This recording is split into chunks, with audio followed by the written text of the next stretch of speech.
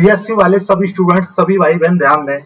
आप सभी की बहुत ज्यादा कमेंट आ रही है, सर बीएससी में कुछ बताइए, कैसे टॉप करें, किस तरीके से हम 90%, 95%, 80%, 85% या आपका अपना टारगेट रहता है कि हम पास हो जाएं। बस सर हमको तो बस इतना बता दीजिए, बस हम पास हो जाएं। अब तक हमने कुछ नहीं पढ़ा। बहुत से स्टूडेंट ऐसे हैं कुछ नहीं पढ़ा, जिन्होंने अभी तक कुछ नहीं पढ़ा है और पेपर की स्कूलों में कॉलेजों में चर्चा होने लगी कि पेपर बहुत जल्दी आने वाले हैं।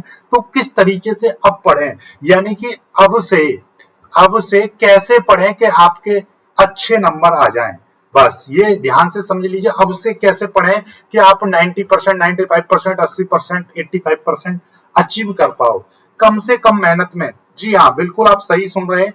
अब से यदि पढ़ोगे तो डेफिनेटली, यानी कि अब से अब से स्टार्ट करो, ठीक है, और 90% आ जाएंगे, बिल्कुल आ जाएंगे। अब से स्टार्ट कर दो, 90% आपके। बस करना क्या है, किस तरीके से पढ़ना है, वो सारी चीजें मैं आपको बता रहा हूं। ये देखिएगा, बीएससी में टॉप कैसे करना है, उससे पहले आप जानो कि बीएससी का पेपर कैसे बनता है। सबसे पहले समझते हैं कि भैया बीएससी का जो पेपर होता है वो बनता कैसे है। ये सबसे ज्यादा इंपॉर्टेंट चीज है कि बीएससी का पेपर। अब देखिए, बीएससी का जो पेपर होता है ना, ये देखिए, बीएससी का, इसको मैं बीएससी का जो पेपर है, ये दो भागों में आप डिवाइड कर लीजिए कि 60 से 70% आपका लास्ट 3 ईयर के क्वेश्चन उसमें बनाए जाते हैं, मिलाए जाते हैं, और 30 से 40% न्यू क्वेश्चन ऐड किए जाते हैं पेपर में।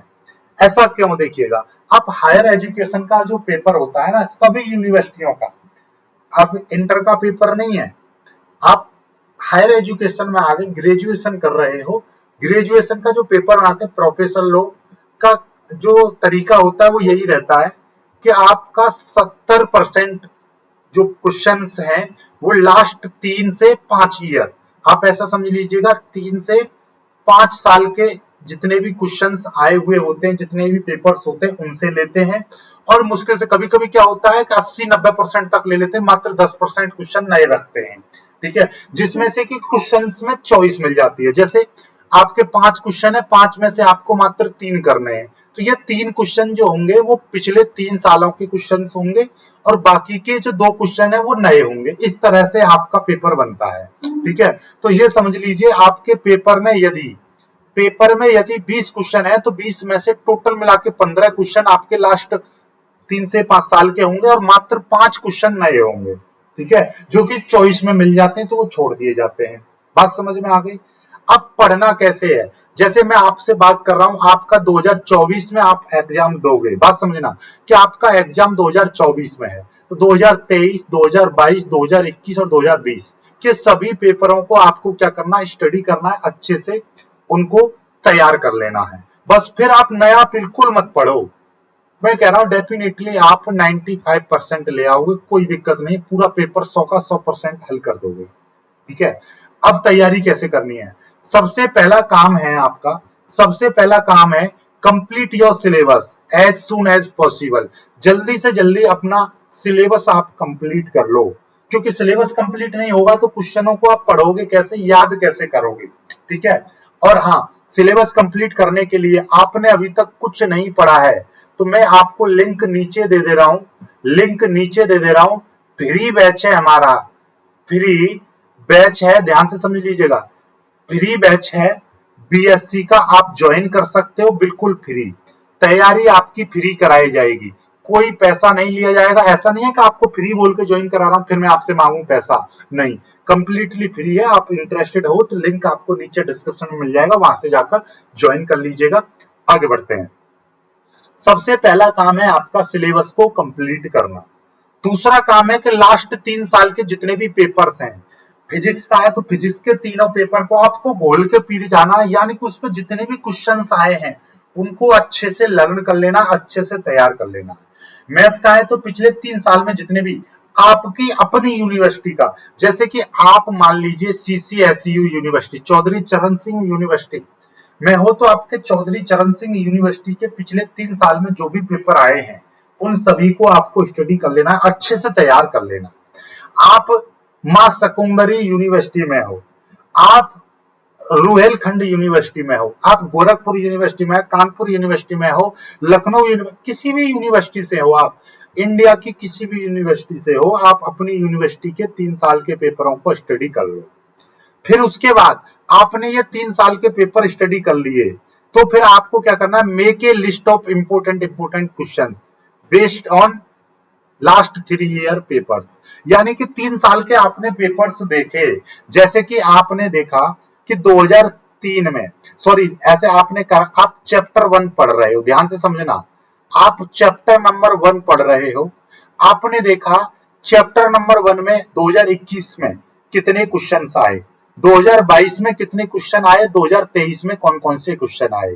आपने स्टडी कर लिया कि 2021 में चैप्टर 1 से ये क्वेश्चन आए, चैप्टर 1 से 2022 में ये क्वेश्चन आए, और चैप्टर 1 से 2023 में ये क्वेश्चन आए, तो आपको एक अंदाजा लग जाएगा 2021 में ऐसे क्वेश्चन आए, फिर बदला ये क्वेश्चन आया, फिर बदला ये क्वेश्चन आया, और फिर आप अंदाजा लगा सकते हो कि 2024 में ये क्वेश्चन आ सकते हैं। ठीक है, अपने आप जब आप लिंक जोड़ोगे 2020 में ये आया, फिर 21 में ये बदलाव हुआ, 22 में ये, 23 में ये, तो आप अपना गैस कर सकते हो। तो उसके आधार पर ये क्वेश्चन इंपोर्टेंट बनते हैं, इनको आप एक लिस्ट बना लो। अब आप नहीं बना पा रहे हो, कोई दिक्कत नहीं, ये काम मुझ पर छोड़ दो, पिछले 4 सालों के पेपरों को स्टडी में कर लूंगा और आपको इंपोर्टेंट क्वेश्चंस की एक लिस्ट बना के मैं दे दूंगा। ये ग्रुप में आपको मैं प्रोवाइड कर दूंगा, आपको ज्यादा कुछ करने की जरूरत नहीं है। आप बना सकते हो तो आप बना लो, आपके लिए बता दिया है मैंने कि आप एक इंपोर्टेंट क्वेश्चंस की लिस्ट बना लो, और लिस्ट के साथ उनका आंसर्स भी आप तैयार कर लो, एक नोट्स बुक बना लीजिए। ठीक है, वहां पर आप इन सभी क्वेश्चनों के उत्तर भी लिखिए, उनको याद कर लीजिए। फिर आपको क्या करना, make 3 sample papers based on last 3 year papers. यानी कि लास्ट के 3 साल के पेपर आए, आपने देखा 2021 में ऐसा पेपर आया, 2022 में ऐसा पेपर आया, 2023 में ऐसा पेपर आया, तो आप इन तीनों सालों के पेपर को स्टडी करने के बाद 2024 में ऐसा पेपर आ सकता है, तो आप अपने आप एक सैंपल पेपर बनाओ, एक गैस पेपर बनाओ। बात समझ रहे हो? आप नहीं बना पा रहे हो तो वो काम मुझ पर छोड़ दो, ये मैं बना दूंगा और आपको ग्रुप में भी डाल दूंगा और यूट्यूब पर भी वीडियो बनाकर डाल दूंगा। तो ये 2 काम आपको और करने हैं, और इनका साथ में तैयारी भी करनी है। इनके जो पेपर बना रहे हो उसका सॉल्यूशन भी आप पर आना चाहिए, केवल पेपर से ही पाता नहीं है। ठीक है, आगे अपने notes, make your own notes, अपने नोट्स स्वयं बनाओ, अपने खुद के नोट्स बनाओ, अपने आप नोट्स बनाओ। ठीक है, किसी दूसरे पर डिपेंडेंट मत रहो। आप कहो सर हमको नोट्स दे दो, नहीं, आप पहले चीजों को पढ़ो, हमारी वीडियो देखो और अपने हाथों से अपने आप नोट्स बनाओ। किसी दूसरे के नोट्स से आपको अच्छा समझ में नहीं आएगा, आप अपने आप नोट्स बनाओगे, पढ़ के नोट्स बनाओगे, तो पेपर समय पर आपको याद करने की, रिवीजन की भी जरूरत नहीं होगी। आप जब नोट्स बना लोगे तो आप अपने आप अच्छी तरह से आप उनको याद कर पाओगे, और पेपर समय पर आप अच्छा लिख पाओगे, और उससे ही आपके परसेंटेज बनेंगे। और सबसे लास्ट और इंपोर्टेंट चीज है, मेक ए टाइम टेबल।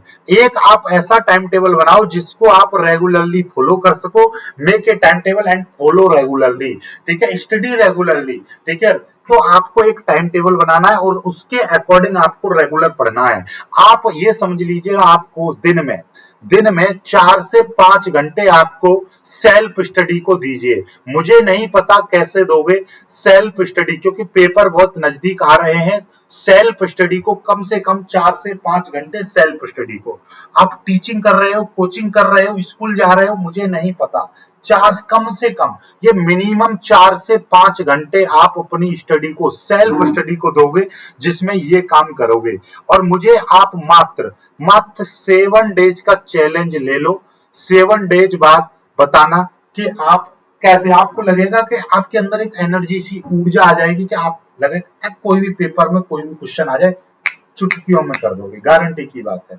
ठीक है, वीडियो में कुछ पसंद आया हो तो वीडियो को भाई लाइक कर लीजिए। एक बार फिर से मैं बता रहा हूं, आपने अभी तक ग्रुप ज्वाइन नहीं किया हमारा, तो ग्रुप ज्वाइन कर लीजिएगा, लिंक आपको नीचे डिस्क्रिप्शन में मिल जाएगी। वीडियो को लाइक करके शेयर कीजिएगा, चैनल को सब्सक्राइब कर लीजिएगा। जय हिंद।